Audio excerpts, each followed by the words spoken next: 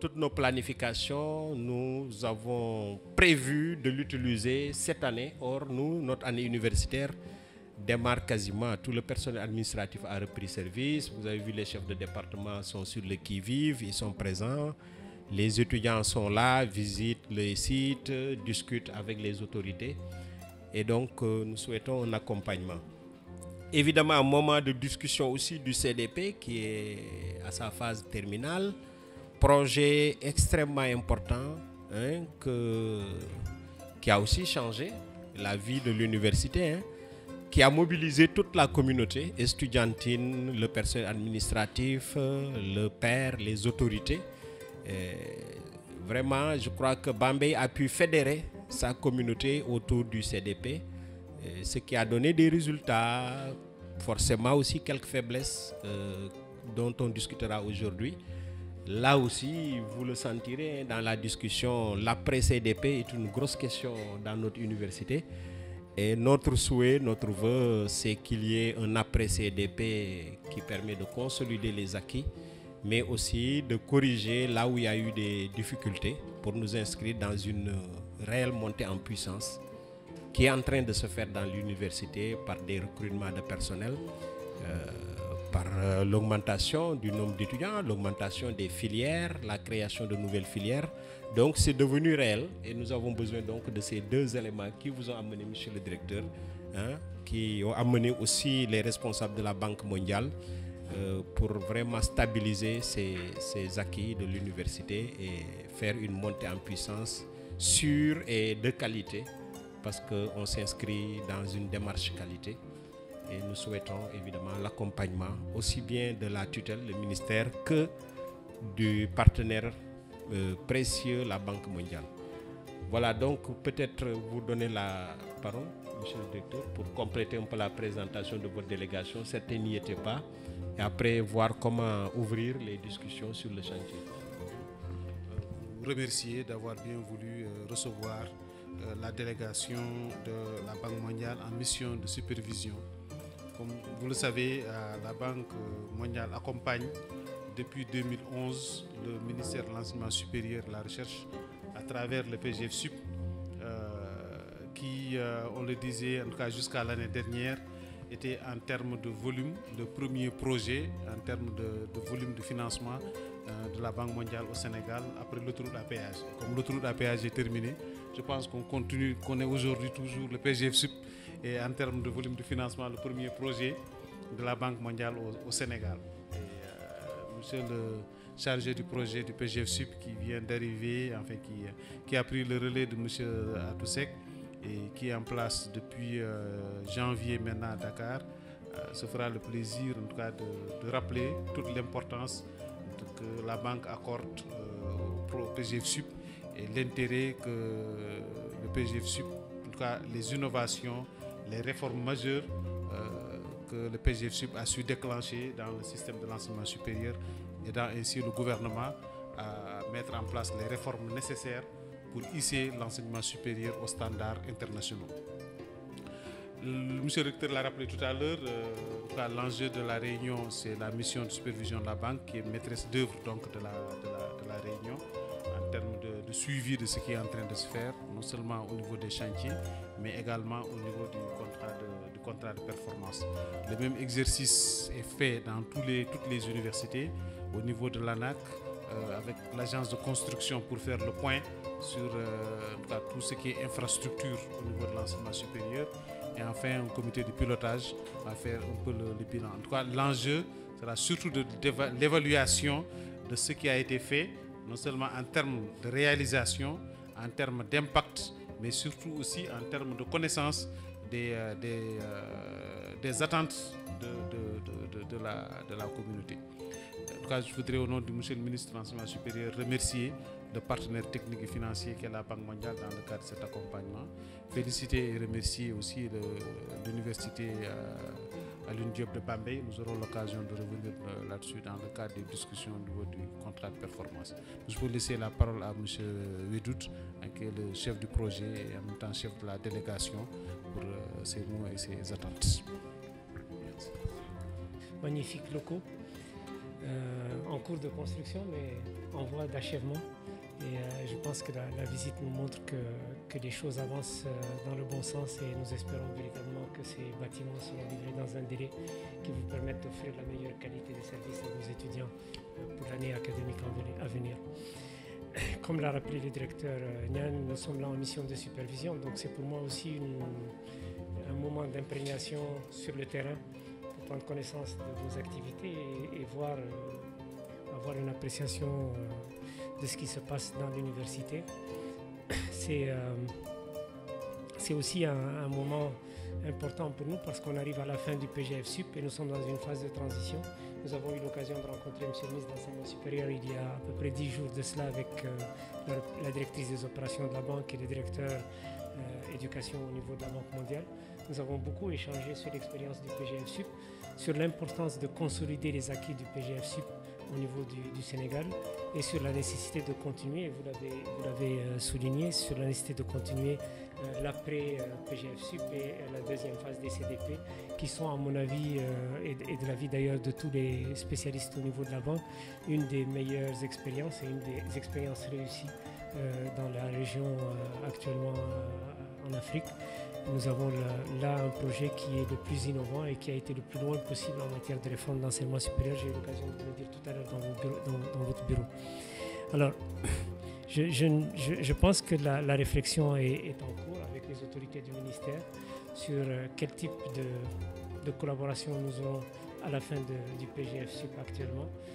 Bien sûr, tout cela va être fondé sur les résultats et les appréciations que nous aurons de part et d'autre de ce projet, de ses impacts réels sur la qualité des enseignements et sur l'insertion des jeunes sortants de vos universités respectives.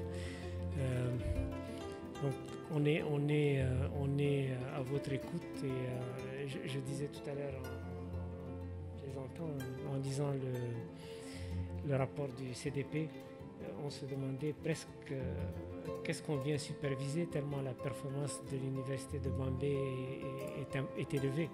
Et je dois dire que je suis réellement satisfait de voir la mobilisation. Vous l'avez indiqué tout à l'heure aussi, combien le CDP a été fédérateur. Et à mon avis, c'est la manifestation que le CDP est à la fois a été un processus inclusif, partagé et approprié par l'ensemble des acteurs de l'université de Bambey. Et à mon sens, c'est un des éléments clés pour la réussite du CDP. Alors je voudrais saisir cette occasion pour vous féliciter par anticipation, puisque j'ai lu le rapport sur le CDP, par anticipation sur vos performances, et vous dire que ça nous encourage véritablement à renforcer le dialogue avec nos autorités pour la suite des opérations. En tout cas, merci pour votre accueil et merci pour la mobilisation de l'ensemble du personnel et des étudiants et des représentants des syndicats ce matin pour cet échange qui, je l'espère, sera fructueux pour vous et pour nous. Merci encore une fois. La seule question que je me pose, c'est quelle est la date précise de mise à disposition de ces infrastructures-là? Merci. À propos des dispositions qui sont prises pour l'équipement, parce que le chantier, le réceptionner c'est une chose, mais l'équiper c'est autre chose. Donc vraiment, quelles sont les dispositions pour l'équipement? D'avoir un peu le contact par rapport au matériel informatique, parce que des fois, on se rend compte après fait qu'il y a un peu de trucs qui peuvent créer un peu d'incompatibilité. Surtout, on nous a dit qu'on met des switches Alcatel. Dans le réseau de Bambey, on n'a que des switches Cisco pour qu'on harmonise un peu, pour qu'il y ait la connectivité. L'autre élément, c'est d'avoir un peu le soutien. Bon, le recteur l'a déjà fait, hein, parce que pour faire la connexion avec le réseau de Bambey, on a sollicité l'ADE. Bon, je viens d'avoir un contact avec eux. Ils disent toujours que la demande est en traitement. Le directeur, j'ai sollicité l'audience, il n'est pas là. Mais si, je ne sais pas, à partir du ministère, le recteur aussi a déjà écrit une lettre. Et le directeur, bon, pour qu'il y ait un peu plus d'appui, parce que c'est eux qui vont nous aider à avoir de la fibre optique pour interconnecter avec le réseau de Bambey. On va faire encore un peu d'appui. Merci. Qui va assurer la maintenance? Est-ce que c'est intégré dans le budget de l'université ou bien la Banque mondiale va continuer à accompagner pour la maintenance? Merci. Bonjour Monsieur le recteur, bonjour tout le monde. Bon, c'est vrai que la question a été déjà posée par le directeur de l'UFR. C'était toujours par rapport à l'équipement. Parce que moi, récemment, j'ai eu des échanges avec M. Ba du ministère de l'Enseignement supérieur concernant l'équipement. Mais il se trouve que l'appel d'offres n'est même pas encore lancé. Et qu'aujourd'hui, on parle de libération du chantier à partir du mois de novembre, mi-novembre, et que jusqu'à présent, on n'a pas une idée claire sur l'équipement des salles de classe. Merci. Ma question, la première, c'était par rapport à la date. On aurait compris que à plusieurs reprises, on nous a donné des dates et ça n'a pas été respecté. Donc, est-ce qu'on peut avoir vraiment cette fois-ci une date réaliste et réalisable avec toute la précision qui s'y est? La deuxième question, c'est par rapport à l'eau et l'électricité. J'aurais compris que le bâtiment devrait être autonome. J'aimerais avoir des éclaircissements par rapport à cela. Est-ce que le bâtiment serait autonome ou bien le bâtiment va dépendre de la Sénélec? En fait, j'avais juste deux questions. C'est par rapport aussi à l'électricité. Est-ce que la connexion au réseau de la Sénélec a été déjà réalisée? Ensuite, le second, c'était surtout lié à l'entretien aussi. Parce qu'on se rend compte qu'il y a un matériel de qualité qui a été installé et la majeure partie, c'est du matériel qui est importé. Est-ce que vous avez prévu également un stock que vous allez laisser à l'université qui va nous permettre de remplacer certains éléments usés? Je pense que par rapport à la réception du bâtiment, comme vous venez de le constater, donc, par rapport aux travaux, on a beaucoup avancé. Donc ce qui reste, c'est juste le close-up. On est en train de faire les finitions, le second œuvre. Pour ce qui est de l'installation des équipements, je pense que aussi, là aussi on a beaucoup avancé, à part que quelques salles. Donc les luminaires qui restent à poser. Donc, comme j'avais dit à monsieur le directeur, on avait eu un problème sérieux, c'est juste par rapport à la Sénélec, le branchement à l'électricité. Je pense que ce point aujourd'hui n'est plus d'actualité parce que récemment, la semaine passée, on a eu un ordre de service concernant au poste de transformation. Donc le vendredi, j'ai pu contacter le directeur technique de la CES. Donc lui, il m'a dit qu'il a déjà envoyé une personne au niveau de la Sénélec pour renouveler la demande. Donc je pense qu'aujourd'hui même, j'aurai une idée précise par rapport à l'évolution concernant l'avancement au niveau de la Sénélec. Je pense que pour le bâtiment, nous, l'objectif qu'on s'est fixé, c'est juste de libérer l'intérieur du bâtiment parce que ça ne reste pas grand-chose. Donc on s'est dit que le 20 octobre, on libère l'intérieur pour permettre, ensuite une fois qu'on a eu le branchement d'électricité, on va permettre aux étudiants de pouvoir commencer à étudier à l'intérieur des salles. Donc nous, à partir du 20, nous on s'est dit que donc on va aller au niveau des bassins parce qu'il y a aussi un peu de travail. Donc tous nos efforts, on va les consacrer au niveau des bassins d'infiltration des eaux pluviales. Donc voilà l'idée qu'on s'est donnée. Donc, je pense qu'à part ça, il faut faire juste, si on a de l'électricité, donc on va faire la pré-réception. Donc je pense que la pré-réception, là aussi, on a essayé de voir comment anticiper pour gagner du temps avec le bureau de contrôle. Donc pour essayer de, même s'il faut travailler la nuit, je pense qu'il est arrivé même à celui, avec les pré-réceptions, on a pu travailler les nuits. Donc là, on est en train de prendre des mesures dans ce sens, donc, pour libérer le bâtiment le plus rapidement possible. Donc les pré-réceptions, si ça normalement ça dure 3 semaines. Donc ce qui est sûr que donc c'est toutefois qu'à partir de 6 semaines on a l'électricité. Donc en mi-novembre on pourrait libérer tout le bâtiment. Voilà. Voilà. Bon, pour ce qui est l'autonomie, je pense que monsieur Chef ou quelqu'un l'a posé. Donc nous par rapport à notre projet, donc on a prévu un groupe. Le local c'est déjà construit. Je pense qu'il suffit juste de mettre le groupe à l'intérieur. Donc là aussi, on a pu en tenir compte. Donc de ce fait que s'il y a une coupure de courant, donc je pense que le bâtiment aura sa propre autonomie en électricité. Donc c'est un groupe qui fait 250 kVA. Tout ça, les études ont été faites dans ce sens par le bureau de contrôle. Je pense que pour ce problème-là, je pense qu'on n'aura pas un problème d'électricité en cas de coupure.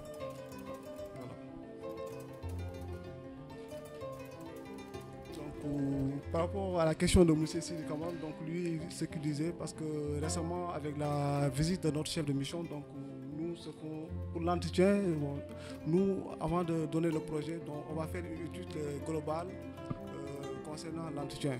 Donc avec tout l'étude quantitative et le coût, nous, on va faire une étude globale par rapport au montant que l'université aura besoin pour faire tout l'entretien nécessaire par rapport au bâtiment. Donc nous, on va les accompagner dans ce sens pour leur permettre pour budgétiser un peu le coût par rapport à l'entretien. Donc nous aussi, on s'est dit que par rapport aux luminaires, donc il y a une quantité de luminaires qu'on va donner aussi en réserve au cas s'il y a une luminaire qui est tombée en panne. Donc nous, on s'est dit qu'on prend juste une moitié en stock, donc qu'on va mettre à la disposition de l'université. Donc là aussi, ça va la peine. Toutefois, on a une lampe qui est en panne, donc de pouvoir. Je voulais quand même apporter une précision par rapport à la date de libération. Il y a tout à l'heure, monsieur Ngom Mola qui disait on nous a dit plusieurs fois des dates. C'est vrai, hein? Les enseignants vont en profiter pour jeter des pierres aux ingénieurs. Mais c'est des réalités de chantier. Je vous assure que nous, on ne les laisse pas, on les fait un marquage à la culotte. Mais on a quand même envie qu'il y ait de la qualité dans l'université. Et c'est la raison pour laquelle ils sont capables quelquefois de faire une chose, qu'on leur fasse reprendre cela parce qu'on trouve que ce n'est pas bien, ou bien parce qu'ils n'ont pas assez communiqué par rapport à ce qu'ils voulaient faire et autres, parce que depuis le départ, je pense que aussi bien le maître d'œuvre qui est assez méticuleux que nous-mêmes, bureau de contrôle, on avait mis en place une procédure de validation de tout ce que l'on veut faire, même s'il y a des changements que les gens demandent à faire pour optimiser, pour faire en tout cas quelque chose qui va dans le sens de la qualité. Ok, bon, mais je pense qu'ici il n'y avait quand même pas beaucoup de problèmes, hormis l'arrêt du départ. On a eu beaucoup de problèmes par ailleurs sur ce genre d'échange, bien de communication pour mettre en place toutes les procédures dans la mise en œuvre de non seulement du gros œuvre, mais de tous les lots, quoi. Mais enfin, ce sont des réalités de chantier qui font... je me rappelle une fois, l'entreprise s'était plaint à mon niveau. Peut-être que moi, je ne peux même pas lui régler cette affaire-là. Pour dire que, ouais, mais grand, regarde, il y a des ouvriers qui feignantent. C'est-à-dire que s'ils se disent que d'ici 1 mois ou 2 mois, le projet va s'arrêter, lui, le conducteur de travaux, ou bien Fali, ou bien même mon représentant sur place, n'ont pas le don d'ubiquité. Donc, ils ne peuvent pas être partout et nulle part. Mais je vous assure, j'étais là où, par exemple, vous dépassez ici quelqu'un, vous le surprenez parce qu'il n'est pas en train de travailler, il est en train de tricher. J'ai même pas dit le moment où il y avait le ramadan. Et même après le ramadan, c'est vrai qu'à Bombay, il fait très chaud. Mais quand ils savent que nous, on est en train de faire le tour, ils s'appellent. Parce que certainement, quelquefois, ils feignent. Je vous assure que Ablaye Khan, il s'est plaint. Je lui dis, mais il faut faire des réunions. Il l'a fait, ils l'ont fait. Mais bon, c'est des choses que vous rencontrez et qui jouent sur le délai. Ce n'est pas des minces affaires, hein. C'est des choses qui, si vous devez faire des travaux, en tout cas un certain nombre de travail pendant 5 jours, mais vous allez le faire en 8 jours ou 9 jours. Il y a des moments où, devant moi, il a viré quelqu'un. 2 ou 3 parce qu'il les a surpris en train de se reposer. Aux des heures qui ne sont pas des heures de travail. C'est un exemple. Hein. Maintenant, il y a d'autres exemples qui sont arrivés. C'est par rapport aux commandes. Je pense qu'à CSE, il leur est arrivé par rapport à la charpente métallique de faire les commandes à temps. Parce que de toute façon, le maître d'œuvre Fallait était toujours là, ou bien son patron allait tenir à la culotte pour leur dire est-ce que votre commande de charpente, est-ce que votre commande de faux plafond, est-ce que c'est parti, c'est pas parti, montrez-moi votre lettre, votre mail, pour être sûr que les gens l'ont fait à temps et ne pas tomber dans le coup de oui, les gens sont en vacances là-bas ou autre. Mais ils ont eu un coup. Hein. Le gars, non seulement il les a mis en retard pendant 2 mois, et après, il n'a pas honoré la livraison. Ils étaient obligés à ce moment-là de changer de fournisseur à l'étranger. Ça a beaucoup retardé ici, cette affaire-là, particulièrement. Je ne les dédouane pas parce que de toute façon, je suis toujours à leur culotte, à leur basque pour leur dire d'aller vite, d'aller vite, d'aller vite. Parce que le projet, c'est pour nous tous. Hein. Aussi bien nous, bureau de contrôleur, que vous. Quoi. Nous, on est là, on travaille pour vous. Parce que la satisfaction qu'on peut avoir, c'est non seulement qui est la qualité, mais qui dit que ce soit livré dans les délais. Parce que vous avez vos programmations annuelles. Je pense que depuis longtemps, vous attendez ce joyau, depuis peut-être même l'année dernière. Après, on vous a dit, bon, on fera tout de telle manière qu'au mois de novembre, le 3 octobre, vous puissiez disposer de cette affaire-là.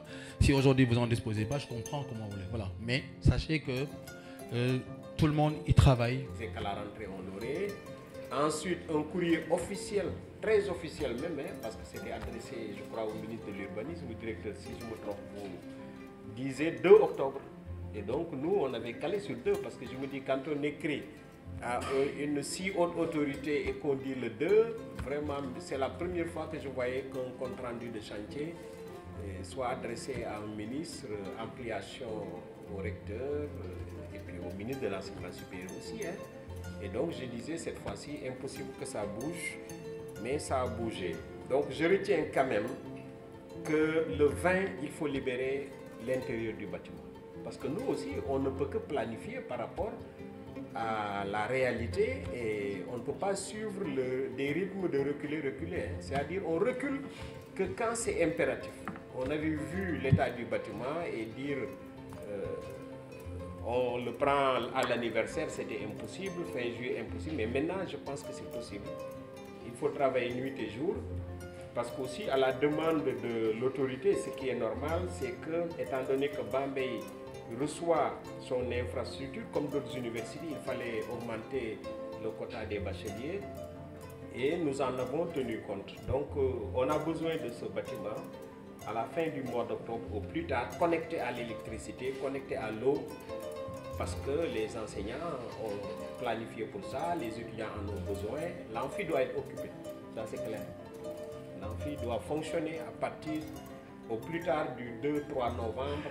Le premier cours doit être inauguré là-bas et ça vraiment nous y tenons beaucoup. Maintenant la condition électrique, vous y travaillerez avec moi, hein. Ça relève de l'entreprise, mais moi je vous ai dit, c'est important et quand il y a un dossier régional, je m'en occupe directement avec le gouverneur. Vous faites ce que vous avez à faire et s'il y a une lenteur, vous nous en parlez. Et je crois que l'autorité régionale agira comme on le sait toujours. Souvent, il s'approprie des dossiers de l'université et règle la question. Bon, le 20, c'est dans 10 jours, donc on peut espérer que le recul ne se fera pas. Maintenant, l'électricité, je vous avertis qu'il faut qu'on y travaille ensemble pour lever tous les obstacles. C'est un projet national, hein, et ça aussi, ça doit nous aider. Ce n'est pas n'importe quel projet. Et donc, on peut le taper à un très haut niveau pour débloquer l'électricité. Voilà. On va aller un peu vite, donc c'était important devant tout le monde, donc vous avez donné cette échéance. Continuez sur l'extérieur, parce que l'extérieur nous intéresse aussi beaucoup. Et tenir que le 15 novembre, vous devez finir l'extérieur aussi et que l'université s'approprie de cette infrastructure tant attendue. C'est un peu un dossier qui nous a rattrapés. Ça concerne l'ensemble des universités, en tout cas, à l'exception de Dakar. On pensait dans le projet avoir encore suffisamment de ressources pour accompagner les infrastructures. Mais après, il y a eu quelque part un tarissement des ressources, mais lié aussi, et ça c'est important de le noter, le tarissement un peu des ressources est lié au redimensionnement des infrastructures des universités. Parce que ce que vous voyez là à Bambey, ce qui était prévu, c'était moins que ça. Et en termes d'enveloppe, c'était peut-être 60% ou peut-être 55%. Donc le budget a été doublé pour obtenir ce que vous avez obtenu à Bambey. Il en a été de même pour l'ensemble des universités. Et cela a eu un impact sur la trésorerie du projet. Et donc, du coup, beaucoup d'actions qui étaient envisagées en termes de supplément n'ont pas pu l'être. Mais c'est une demande que M. le recteur a faite très tôt. Et à la limite même, il en avait fait une conditionnalité pour la montée en puissance. Mais dans sa courtoisie légendaire, on a toujours compris que c'était quand même important parce que réceptionner le bâtiment sans m'oublier en termes de table, banc, chaise, ordinateur, ça posait problème. Nous avons vraiment reçu la demande incompressible de Bambey et nous sommes en train de traiter cela.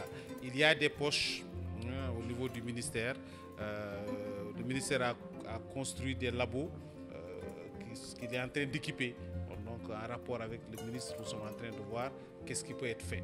Donc les procédures sont en cours. Le chargé de projet de la banque dira tout à l'heure parce qu'il est très sensible aussi à cette question et de voir dans les niches de financement qu'il est en train de trouver aussi en complément pour accompagner le PGF-SUP. Il a également des réflexions pour appuyer les universités dans les équipements secondaires. Donc c'est une question qui est en cours, nous comprenons également toute l'urgence et le ministre de l'Enseignement supérieur prend la question très au sérieux. Je pense que dans les jours à venir, on sera un peu mieux fixé. Comme on sait qu'on a un délai d'ici le début de la fin du mois d'octobre, je pense qu'en rapport avec ce qui est en train d'être fait au niveau du ministère, on y travaille. Je note aussi qu'il y a une question de l'ADIE pour la connexion du bâtiment. Nous avons des discussions actuellement avec l'ADIE, me semble que c'est connu un peu tout ce qui est en rapport avec les logiciels de travail, l'accessibilité de Shapes the Future pour les étudiants dans le cadre du programme On étudiant en ordinateur. Nous travaillons avec l'ADIE, peut-être on mettra à profit la toute prochaine séance avec les directeurs de l'ADIE pour travailler, pour sensibiliser un peu sur la connexion du bâtiment au niveau du réseau. Voilà, monsieur le recteur, les deux questions lesquelles je pensais qu'on pourrait intervenir. Les différents intervenants, c'est-à-dire la nécessité d'avoir ce bâtiment achevé dans un délai qui n'excède pas le mois d'octobre, parce qu'il y a des échéances qui s'annoncent et la rentrée est importante pour l'université. Malheureusement, on a déjà consommé beaucoup de temps. Selon les rapports, ça varie entre 11 mois et 6 mois. C'est une question de comment on voit ça. L'agence de construction a annoncé fin de travaux au mois de mai 2017. On est en octobre.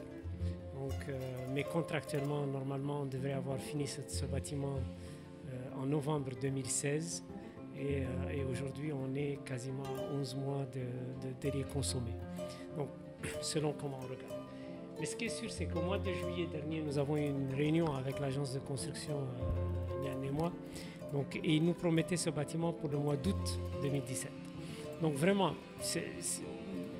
je lance un appel aux maîtres d'œuvre et au bureau de contrôle. Mettez toute la pression qu'il faut pour avoir un bâtiment de qualité. Évidemment, l'idée, je souscris totalement à ce que vient de dire le recteur. L'idée n'est pas d'entrer dans un bâtiment qui n'est pas achevé ou qui est partiellement achevé en disant les réserves vont être levées. Il faut rentrer dans un bâtiment dont on est sûr que la qualité répond aux standards attendus et sont conformes au cahier des charges.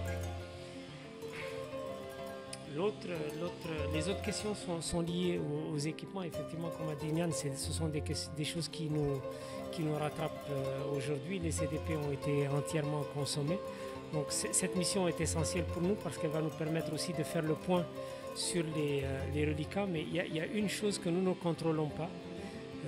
C'est l'impact des délais d'exécution des travaux qui eux-mêmes impactent sur les contrats des bureaux de contrôle et qui entraîne des avenants.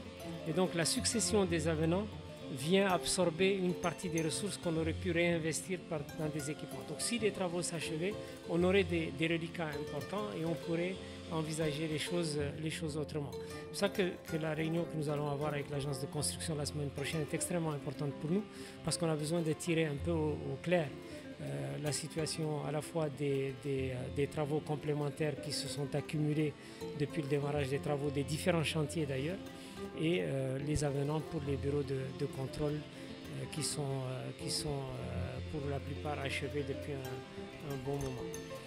Donc sur la question des équipements, soyez convaincus que nous allons y travailler avec le ministère et nous allons y prêter la plus grande attention. Ce serait vraiment dommage qu'un bâtiment de ce type s'achève sans équipement. C'est extrêmement important pour les étudiants aussi de pouvoir travailler dans des conditions optimales et donc les équipements sont un ingrédient essentiel de la qualité de l'enseignement. En ce qui concerne les énergies renouvelables, je soutiens entièrement votre proposition. Transmettez-nous quelque chose, on va regarder. Et dans la limite de ce qui est possible, je ne peux pas prendre d'engagement parce que le PGF Sup s'achève et que tous les jours je rappelle dans les courriers que j'envoie dans la limite des fonds disponibles et je mets en copie l'équipe fiduciaire pour leur demander de s'assurer qu'effectivement on a les ressources dans ce projet. Mais dans la limite des fonds disponibles, évidemment, Bombay sera prioritaire parce que je pense que c'est aussi une manière de répondre aux performances que vous avez atteintes dans la mise en œuvre de votre CDP. Je disais tout à l'heure à Nian en aparté, c'est les universités qui ont véritablement atteint les résultats attendus. Même si vous êtes à un point de la cible, ça ne reste qu'un point. C'est toujours mieux que d'avoir 10 points. Donc c'est mérite également d'être accompagné et soutenu. Donc croyez-moi, à la fin de cette mission, tout ce qu'il est possible de faire, nous ne ménagerons aucun effort pour que cela soit fait. Et encore une fois, vraiment, poussez-les à donner à cette université ces bâtiments dans les délais et explorer ensuite les propositions très intéressantes que vous avez faites sur le bassin de l'autre côté avec les équipes de l'université. Je pense que ce sont des opportunités également importantes. Et comme on ouvre la 3e génération des centres d'excellence, ça peut être aussi une perspective pour vous. Donc merci. Merci à vous. Je crois que vu la dynamique actuelle, un centre d'excellence sur environnement de manière générale, incluant santé, énergie renouvelable, recyclage de l'eau, les chimistes sont là, les biostatistiques, maths. Donc voilà, ça donne des idées, réfléchissez, parce qu'il y aura bientôt un appel. Oui, valorisation des déchets. Non, tout ça, pourtant Bambey est sur des projets comme ça. Hein. Je crois que, pourquoi pas, un centre d'excellence avec les autres universités sur environnement, je donne un thème général comme ça, mérite réflexion.